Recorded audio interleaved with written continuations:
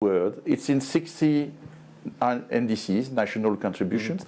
And what she has done, she has put a small sentence where we could interconnect the various systems, which would be very important, because then it's a matter, we have to invest where it will be the most efficient. Okay. Is it in China? Is it in Africa? Is it in France? I'm not sure it's in France, by the way, because we have nuclear. But okay, so I think things are there. Now it's a question of political willingness, and that we engage really seriously in that. But the investors who are waiting for that, and that is true that what China has done and will do, will be, I fully agree, a big signal, because then the argument from European and I would say American companies that we are not in the level playing field will begin to diminish. But level playing field is also a matter, an important matter for all of us. No, Beccari, you've heard a lot around the table about the speed of transition, especially from Christiane, about the desire for it. You've heard what Oleg has said about some countries using renewables as an excuse. What could be the catalyst for China to move even quicker on its transition? And just as an anecdote, I'm wondering if this is part of it, because I once, actually just a week ago, asked a China expert whose family live in China still, and I said, this yuan decline, it must be on everyone's lips, everyone must be talking about the decline of yuan. And he said, no, you ask 10 people what they're talking about, they talk about air quality 9 out of 10 times. Is that part of the catalyst that can get China to move even quicker? As I mentioned before, we have 5 major development concepts or cornerstones. When we talk about clean energy, renewable energies could be used as an excuse of a continual use of coal generation. And as far as I understand, this could be because renewable energy is still seeing a more unstable grid, which means that when you have to distribute electricity over a long distance, you will have to use coal-generated electricity. But as the technology advances, as the distribution technology is being resolved and as it matures, I think this question would gradually be resolved. So these are 2 different things. Over the past few years, we're seeing a higher percentage of renewable energy in China's energy mix. This is also a positive sign. But as the President has said, we have 1.4 billion people. We cannot rely on one source of energy. We have to diversify our portfolio. We have to use clean coal. We have to use renewable energy, and we'll have to scale it. Of course, safety, efficiency in the development of nuclear energy is also very important. Hydropower is also an option for us. So a diversified energy portfolio and structure would ensure the security of power supply in China. Of course, to be able to solve the security of energy supply, we have to take a more realistic approach. Therefore, we will also have to enhance international cooperation in the energy field. We will also have to take into consideration of the circumstances and reality in China and our society. We have to decide for ourselves the portfolio and the structure that would be the best for us. For example, in the utilization of coal as an energy source, I have already addressed that before, but since last year until this year, we said that we have established this concept of sustainable coal-generated electricity development. Last year, we have already canceled about 7.2 million kilowatts of coal-generated electricity. We are also suspending, canceling, and delaying some coal-generated electricity projects. because we believe that approach will create a larger market space for other types of sources of energy. We know that each country has different resources and is faced with different challenges, and we therefore may not come to the same conclusion. That's perfectly understandable. I think when we talk about clean energy, when we talk about this transition, each country will need to take into consideration of its reality. Each region, each place would have to take its pragmatic approach. When it's looking to the future, we must keep in mind our promise and commitment to the international society, the international community, and our commitment via the Paris Agreement to follow through on the roadmap of that laid out for us. That's the key. Point I wanted to raise next, and you said we need to enhance international cooperation. Each country must consider its own realities. There must be a degree of pragmatism as well. The United States could be at a crossroads, and of course, when President Xi and Mr. Obama signed an agreement ahead of COP21, it was perhaps the catalyst for the latter. 3 agreements. I beg your pardon? 3 agreements. 3 agreements. Thank you. The energy transition is moving in one direction. I think everyone in this room thinks it is. Is it possible the energy transition could be scuppered, derailed, delayed by a new president in the United States? I not think that. No. I think No. we are already a big president in the United States. We are in 24 states. No. And I think what we have seen since the election has already happened in very many states. They are announcing the renewable obligation to increase the commitment in terms of emission reduction. In terms of certain states like New York State or Massachusetts, they have already made plans to make already offshore wind farms, even if they are more expensive today, still there are other sources. So I think the big companies in the United States, most of them are our customers, are already signing things just to move in direction. I'm not seeing. Nevertheless, I have to say, it was a plan in terms of renewables. It was already approved by the American Parliament to diminish the subsidies from 2016 to 2020. So in 2020, the plan is there are not any tax credit allowances any longer. So I think that is in the plan.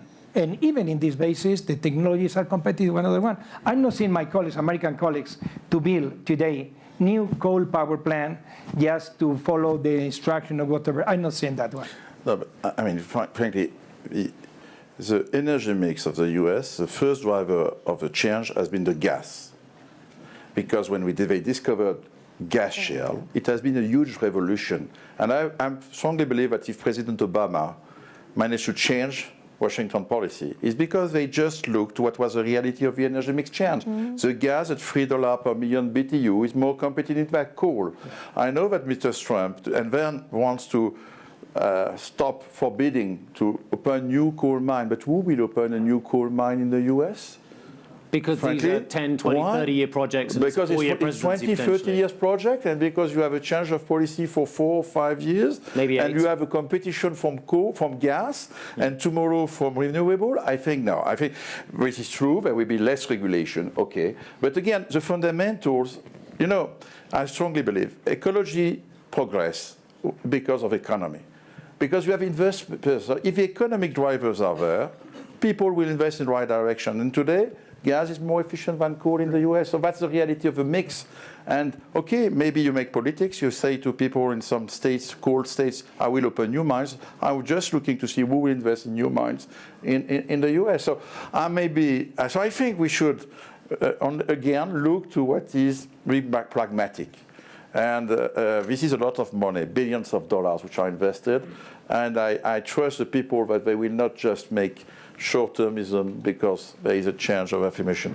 And I strongly believe that, again, I don't believe at all that the Trump administration went out of the climate treaty. It's a fundamental treaty. And so let's look to what the players will do. Oleg, do you believe that? You believe the leadership from the US and China is going to be one player rather than two now?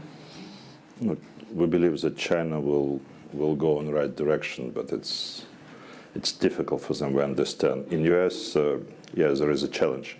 But I tend to believe if they will do not just great but smarter, their country, they will use this benchmark, because I agree with Patrick said, because per economic value of their product, they spend almost 3 times less emission than anyone in the world.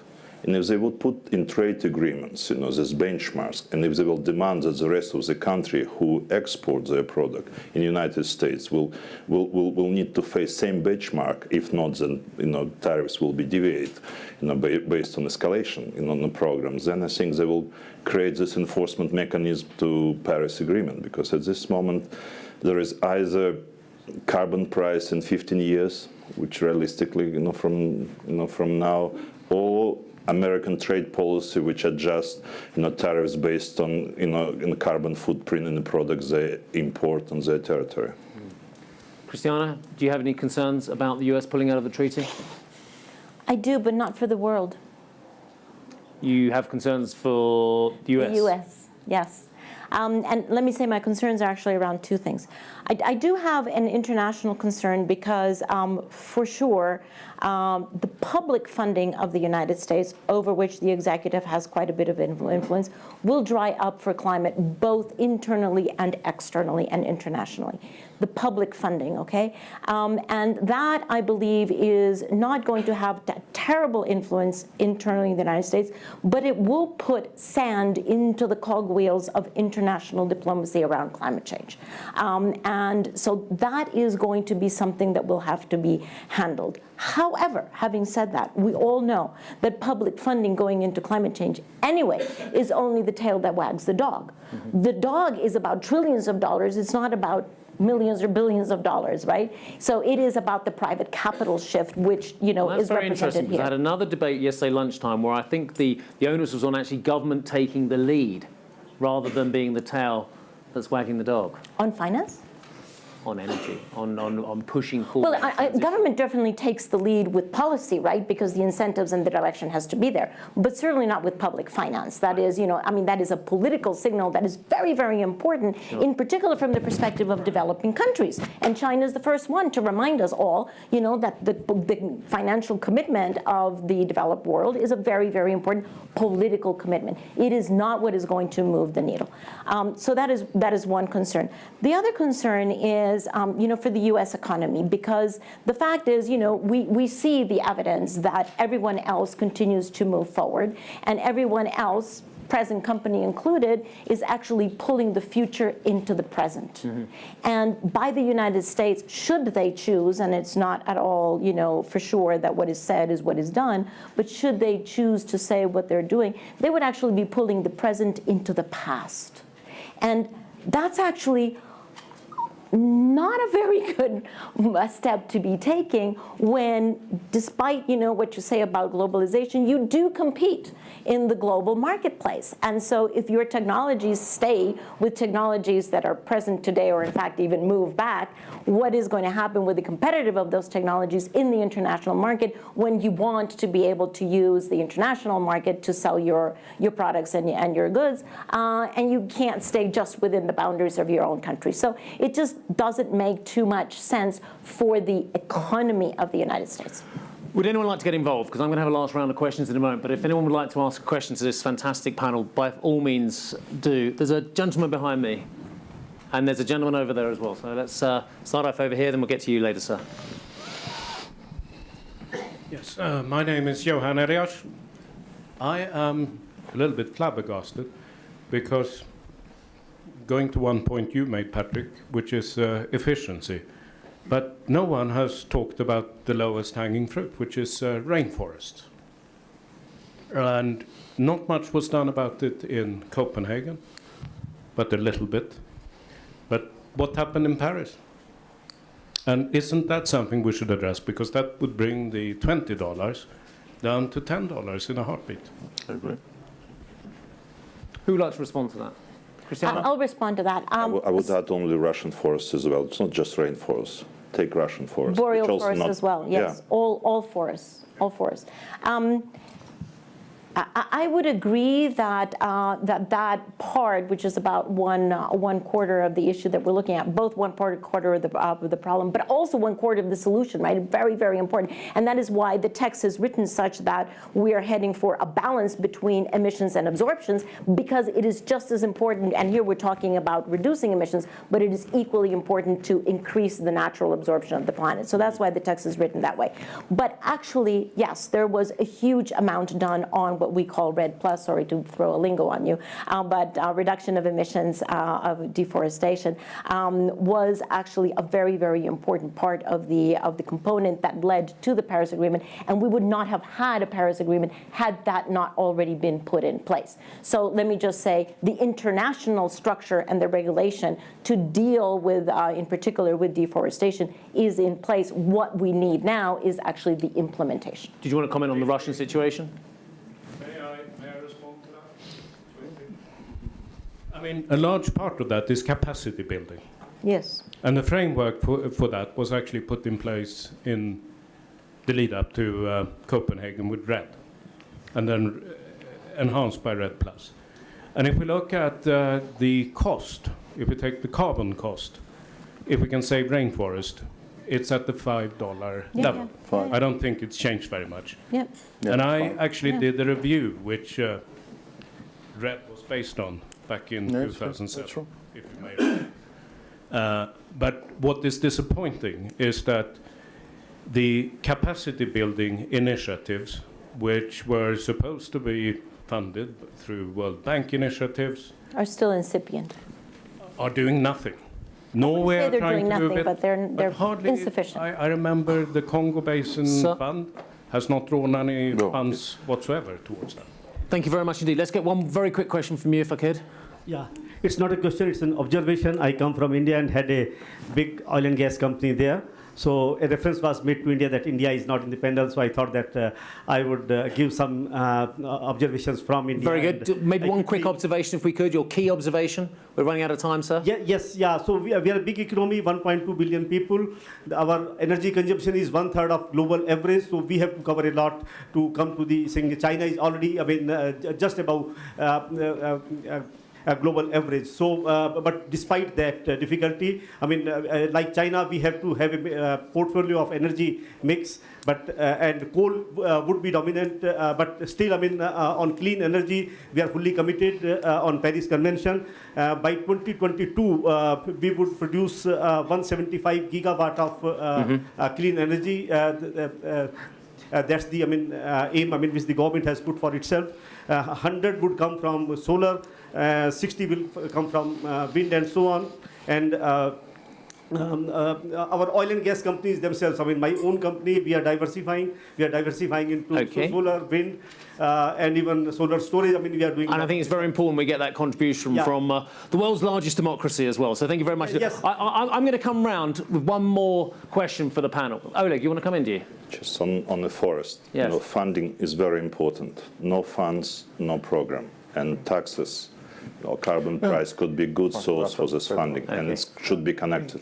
The Total Foundation will invest in forests because we are strong in Africa, and we have decided to put millions of dollars on forests from next year. Okay, right. The biggest barrier or the most exciting part of the energy transition? I'm going to go around. You can pick, and it's literally got about 20 seconds each.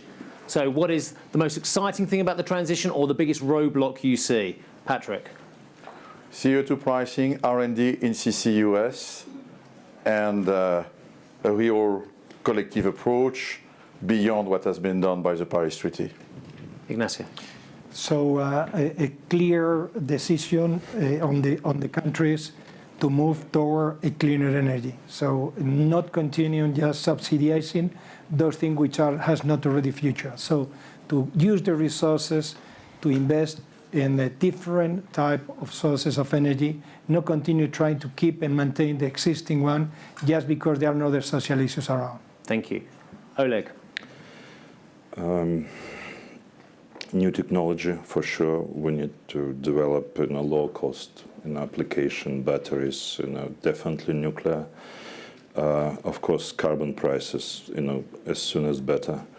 And I think we need to change consumption pattern. Since I tend to believe that we are already late in this train, and we have a problem which will amass in the nearest future. We need to think how we can change consumption pattern, because consumption pattern push country to develop this old energy, and this is, I think, something which could be rethink by NGO, not to push